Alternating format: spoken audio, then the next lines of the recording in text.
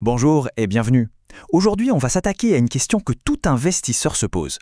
Comment est-ce qu'on évalue le rendement qu'on peut attendre d'un actif par rapport au risque qu'on prend?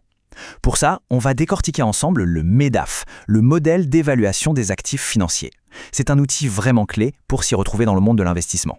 Au fond, chaque décision d'investissement, c'est un dilemme. D'un côté, il y a cette envie de rendements élevés, et de l'autre, bien sûr, la peur de prendre trop de risques. C'est un vrai jeu d'équilibriste. Alors, comment est-ce qu'on trouve le juste milieu?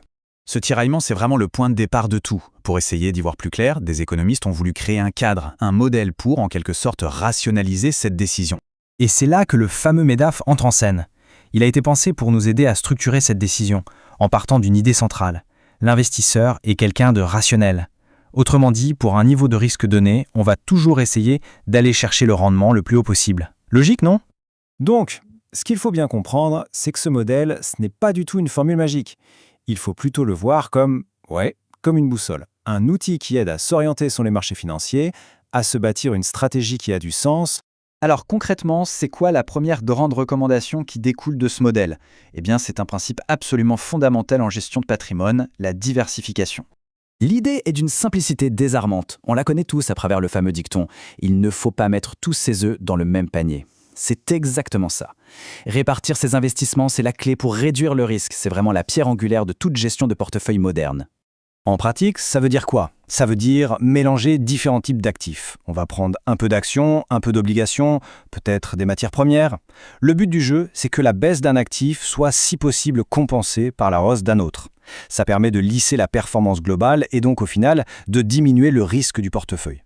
Bon, si la diversification est si importante pour gérer le risque, ça amène une autre question, une très grande question même.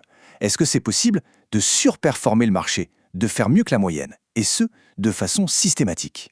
Et là, on touche à la théorie des marchés efficients. Le MEDAF s'appuie en partie sur cette théorie. Elle dit, en gros, que le prix d'un actif, par exemple une action, intègre déjà toute l'information qui est connue du public. Si une boîte annonce de super résultats, son cours va grimper, mais presque instantanément. Du coup, c'est théoriquement très difficile de trouver des pépites sous-évaluées et de battre le marché sur la durée.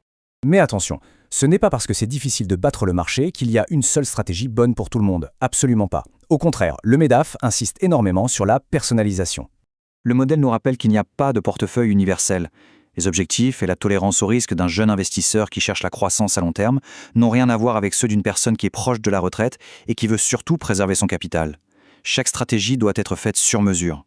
Finalement, l'objectif ultime, c'est bien celui-là. Construire un portefeuille qui est diversifié, bien sûr, mais qui est surtout spécifiquement conçu pour notre propre tolérance au risque et nos propres objectifs. Il s'agit de trouver son équilibre personnel parfait.